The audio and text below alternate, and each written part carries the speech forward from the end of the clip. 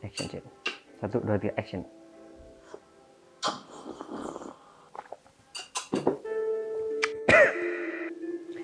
Selamat datang di channel Penurun Panas.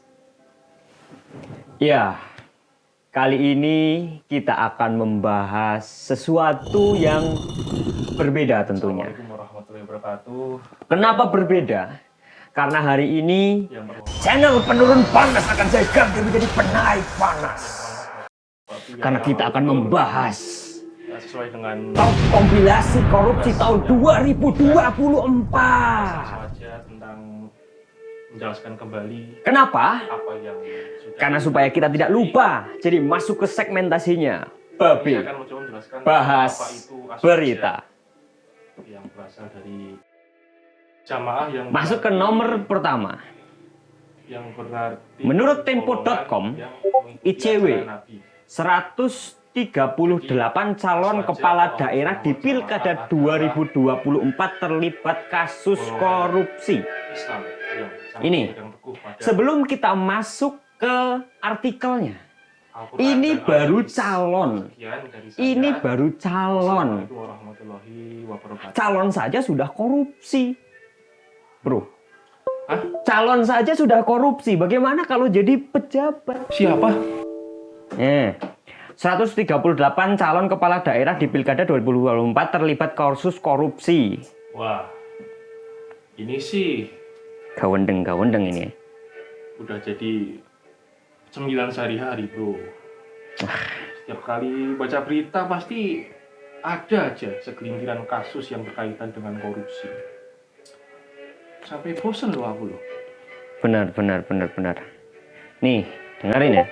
Koordinator Divisi Korupsi Politik ICW, Egy Primayoga mengatakan para kandidat tersebut meliputi tersangka, terdakwa, terpidana, saksi, terlapor, dan orang-orang. Oh, santai dulu. Ini kita masih awalan ya, guys ya. Sabar ya. Wah. Orang-orang yang namanya pernah disebut dalam persidangan kasus korupsi. Ya. Ini begini. Kalian boleh baca berita langsung ya. Nanti Boleh. kita akan sertakan sumbernya. Masalahnya adalah mereka itu pernah terjerat kasus korupsi tapi nyalon lagi. Gimana tanggapanmu, Bung? Ini kok bisa ini loh. Orang udah punya riwayat korupsi lagi. Yang jelas-jelas sangat merugikan negara kita. Nyalon lagi. Ini apa ini? Kita yang terlalu berbelas kasih dari pemerintah atau ada sesuatu hukum yang mungkin undang-undang yang kita nggak tahu? Apakah gitu? Nih, dari Tempo juga, dari Tempo nih. KPK sudah tetapkan 100 tersangka korupsi sepanjang 2024. 100. 100. Ini yang konangan, ini yang ketahuan. Yang tidak ketahuan, siap-siap aja kalian. Pak Prabowo, Mas Gibran, terus berantas korupsi. Hapuskan korupsi. Negara Indonesia harus bersih dari korupsi. Ini mohon maaf ya, saudara saya memang kalau membahas tentang korupsi, dia ini memang rada-rada nggak sabaran. Karena ya emang siapa nggak kesel ya. Kalau dari saya sih, udah capek mah. Hari-hari berita korupsi, hari-hari scroll berita korupsi lagi. Kapan hari website yang berisikan tentang berita itu memberitakan sesuatu yang menyenangkan gitu loh, yang membuat kita itu have fun membacanya, nggak hari-hari korupsi.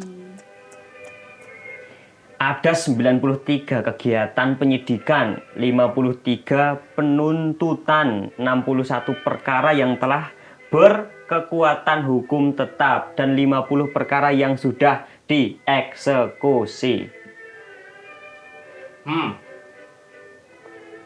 Ya, jadi kita itu sebagai rakyat sebenarnya bingung ini pada Bapak pejabat-pejabat, Bapak KPK terutama ya. Sebenarnya kalau orang korupsi itu,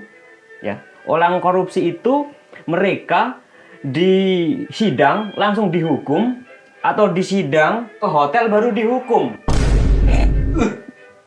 Sensor bro, sensor bro, sensor, sensor. Kelepasan tadi. Mana tadi? Nah, ya mungkin dia tetap pada tugasnya lah. KPK nggak mungkin kayak gitu. KPK kan orang-orangnya udah terpercaya, udah melalui beberapa seleksi sehingga mereka lolos untuk menjadi anggota Dewan KPK. Maka dari itu tentang sudah pasti mereka ini jujur bro, orang-orangnya jujur, sesuai prosedur. Orang kena suatu kasus korupsi ya disidang dulu, habis itu ditentukan pidananya berapa, hukumannya apa, udah nggak ada yang namanya aneh-aneh. Dibawa kemana emangnya? Lanjut, sekolah apa lagi? Ini masih dari Tempo. Kita dari tadi tuh Tempo. Tempo keren ini Nah, beritanya, luar biasa ini. Habis ini kita akan mereview website Tempo. Iya, website Tempo ya. Website Tempo itu nggak banyak iklan. Nggak banyak iklan. Iya, nggak kayak website yang Nah, itu. Berita apa, keluarnya apa. Ya. saya itu mau cari berita, bukan pembesar. Baba Bowie. Anda. Oke, next. Kasus korupsi terbesar di Indonesia pada tahun 2024 adalah kasus Tata Niaga Komoditas Timah yang merugikan negara sebesar 300 triliun, bro. Wah.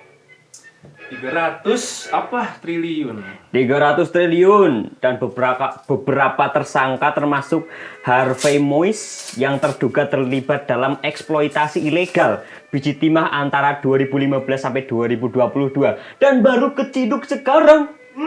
Pemerintah dulu ngapa? 2022 baru kehidup sekarang. Memang 300 triliun lagi. memang Kalau beli roti memang ya. Memang Pak Prabowo itu keren. keren ya. Keren. Pergerakan beliau itu satset. Satset. Oke, mungkin itu beberapa kompilasinya. Sebenarnya masih banyak, cuman ya inilah gambaran besarnya. Kita diskusi bareng-bareng di kolom komentar ya. Ada kasus apa lagi yang kita nggak tahu kira-kira ya? Ya, Kita perlu. boleh kalian komen kira-kira kita ini perlu menggoreng apa lagi. Iya. Terus kalau misalkan DM juga bisa, nanti kita akan kirim link sosial Media, medianya. iya sosial media, email juga boleh. Kita bikin pengaduan masyarakat dan kita akan kontenin aduan kalian. Kita tidak takut, ya takut sih, tapi ya tidak takut ya. Selama kita menjunjung kebenaran, oke? Indonesia kita kaya raya, Indonesia kita luar biasa, Indonesia anti korupsi. Jangan lupa subscribe. Dadah. Bro, ini dari tadi mic-nya udah itu belum? Anjrit. Hah? Hah? Ini dia marah-marah terus gitu. Mic-nya lupa dipasang. Udah belum sih?